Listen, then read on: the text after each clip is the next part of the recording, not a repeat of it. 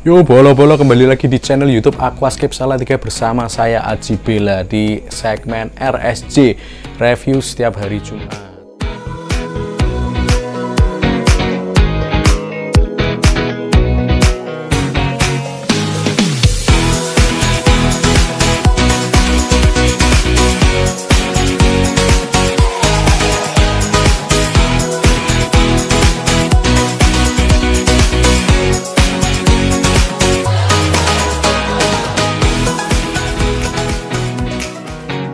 Di segmen ini kita ngebahas tentang berbagai macam produk-produk aquascape, mulai dari produk-produk yang esensial, produk-produk yang mutu, sampai produk-produk yang kurang penting juga kita bahas sih. Supaya teman-teman dapat mungkin bisa bermanfaat, dapat insight, dapat perspektif baru tentang produk-produk di aquascape. Jadi kadang kan pandang kayak mahal, kayak mutu, kayak murah, mutu murah, kayak mahal manfaatnya apa lah gitu. Sebelum mungkin kita bisa bahas. Nah, barangkali kita teman-teman mau request mau bahas apa gitu, bisa tulis di kolom komentar di bawah. Nah, sebelum lanjut jangan lupa untuk like, komen, dan juga subscribe supaya teman-teman selalu terupdate dengan informasi-informasi terkini. Khusus segmen review produk kita akan bahas di setiap hari Jumatnya. Nah, di episode kali ini kita akan ngebahas salah satu produk yang untuk aquascape per pemula ini mungkin juga kok larang sih. Nah, produknya apa? Nah, ini produknya Redoxon. Bukan. Ini ada JBL Easy Test. Nah, ini produknya apa? Ini untuk tes kehamilan atau apa sih, Mas? Bukan. Ini produk namanya untuk tes parameter air. Nah, produk ini penting nggak sih buat kalian teman-teman semua? Ini harganya aku beli dulu itu berapa ya? Aku lupa ya. Udah lama banget ini. Udah setahunan. Ini juga ada masa expirednya ya teman-teman ya. Ada masa expirednya. Nggak bisa serta-merta harus bisa mentang-mentang harganya mahal dibuat bertahan 5 tahun gitu juga kelihatan tidak bisa. Ini ada masa berlakunya. Ini produk dari JBL. Isinya ada 50 strip. 50 strip. Ini harganya berapa ya? Tak cari dulu.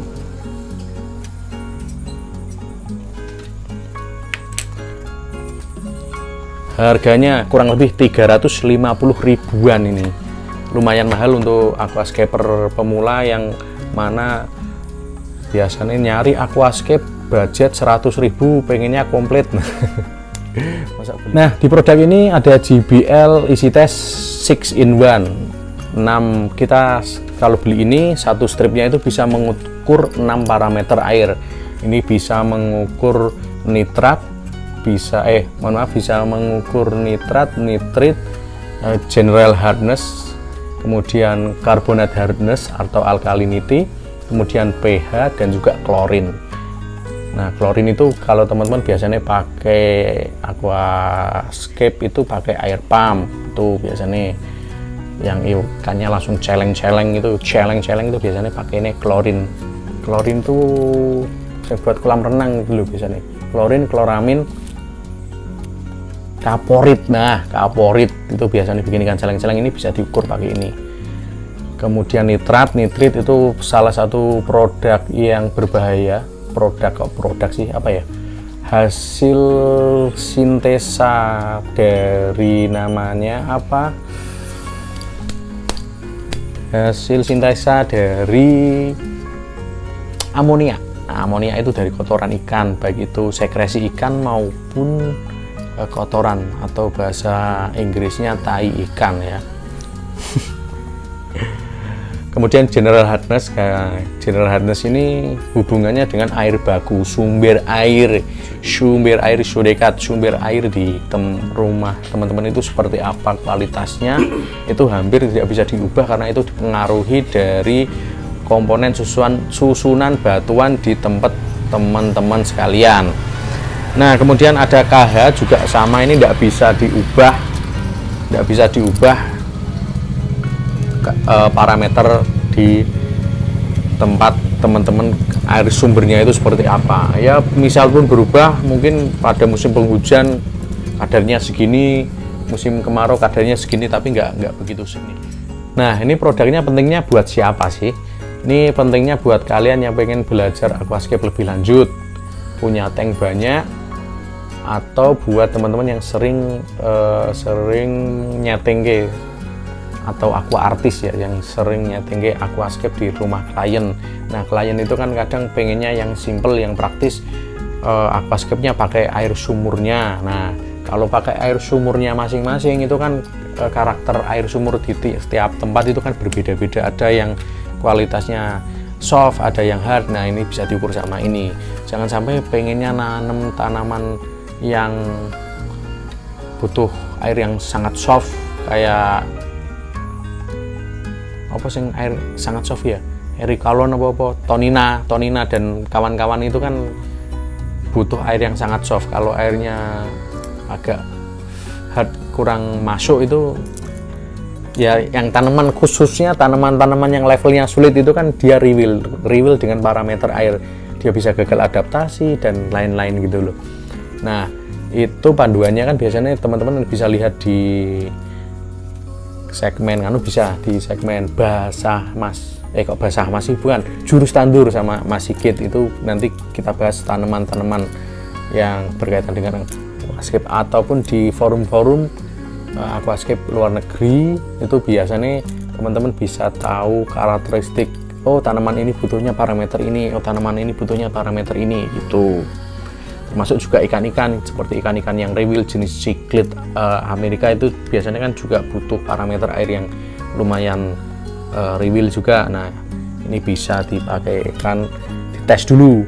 Kalian nyeting di aqua, teman-teman kalian nyeting ke aquascape di rumah klien yang karakter airnya misalkan non sewu busuk, TDS-nya 500 ke atas, general hardness-nya 14, kemudian tingkat karbonat hardness-nya juga tinggi. Nggak mungkin kalian pakai tanaman-tanaman yang rewill, cukup setting pakai tanaman full anubias nanti diketok harga yang mahal. Nah, isinya ini kayak apa toh? Nah, ini produknya, ini juga bungkusnya kedap udara, kedap air supaya tetap menjaga. Nah, ini stripnya isinya gini-gini kayak tes pack, tes kehamilan atau gimana. Nah, di sini ini masih, nanti ini dicelup di air. Nah, di belakang sini ada parameter. Nah, ini dipaskan ini, nanti setelah dicelupkan air, perubahan warnanya seperti apa. Nah, kalau atas sendiri ini berubah seperti ini, berarti kandungannya ini nitrat, ini nitrat, kemudian ini nitrit, di baris kedua nitrit, di baris ketiga yang 4 ini adalah general hardness, yang bawahnya ada carbonate hardness, yang bawahnya lagi ada pH, yang paling bawah sendiri ada klorin. Nah, ini dicelup, nanti petunjuknya setelah dicelup 2-3 detik harus dikipat-kipatkan. Dikipat-kipatkan bahasa Indonesianya apa? Nah, ini kita tes saja. Kita tes pakai air minum. Jadi air minum di tempat beta seperti apa kualitasnya. Nah, ini kita masukkan gini caranya, 3 detik, 1, 2, 3, kita ciprat-cipratkan. Nah, ini perubahan warnanya.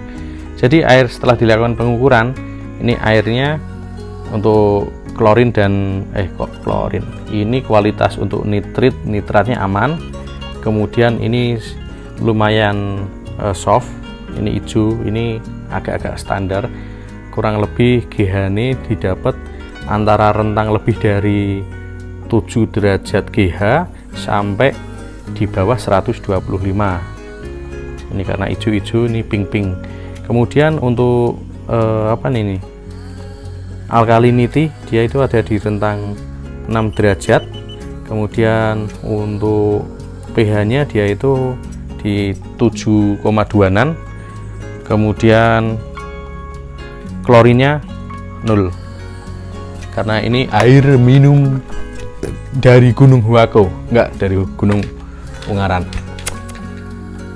Nah, ini itu nggak ngasih nggak ngasih gambaran seberapa tepat karakteristik air di tempat teman-teman. Ini cuma ngasih rentang.